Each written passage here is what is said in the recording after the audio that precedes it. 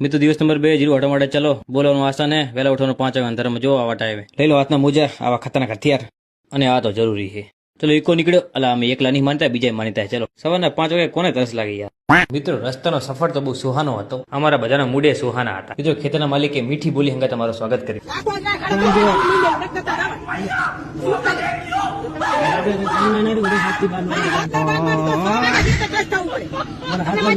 જોયું અમારું સ્વાગત. હેડો સણમાનો હટવા બા કચકી બોલાવતા રે.